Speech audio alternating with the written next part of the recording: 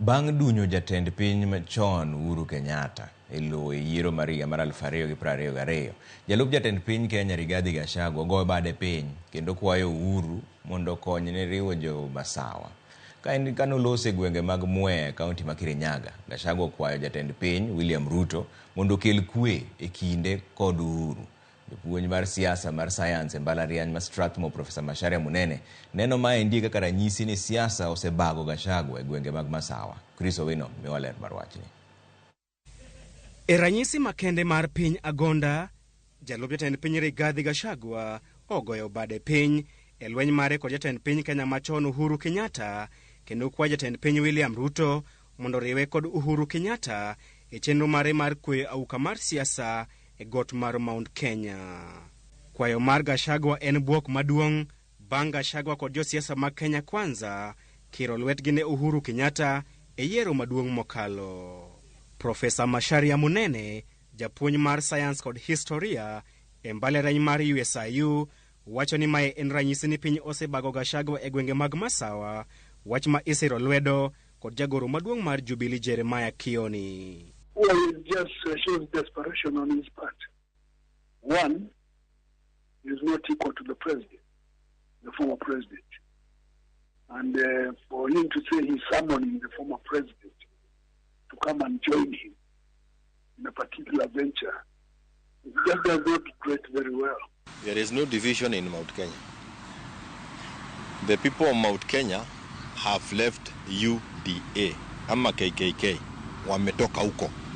So there is no division among the people of Mount Kenya. The division is within the members of UDA, those elected members of UDA, who thought that they were with the people. Jaod Bura Maragwa Mary wa Maua, achiel kuom josiasa machiegni kod Gachagua, wacho ni oganda jo Masawa pod ni e tok Rigathi Gachagua. You would have seen yesterday, we passed Kirinyaga, and the people stopped the convoy. There was overwhelming crowd, and they were singing, at whoever will touch Rigathi Gachagua, the mountain will be burning. Gachagua osebedo kaonge e wang' jopiny kod ute fwambo kuom thuolo mar juma achiel mokalo, ka achiel gi rem e chopo e chenro mag sirikal kaka pidho yien, rwako jatend piny Uganda Yoweri Museveni e kind mamoko.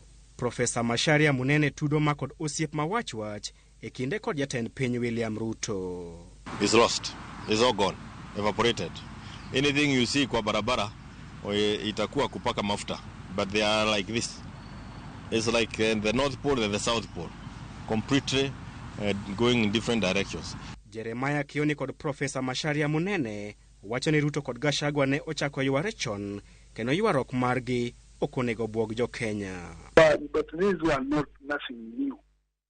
There were indications right from the beginning that the relationship would not be as rosy as it appeared to be at the time. And the deputy president was informed, was warned by various people that he should maybe watch out what he's saying, because their relationship was not going to remain that way for a long time. In fact, people pointed out that Ruto and Raila are going to get together very soon. And maybe it came sooner than later. It started last year. It's only coming to the media this time. But it started last year. And I said it in a press interview in Uhuru. Say, Ruto amemaliza na Rigathi.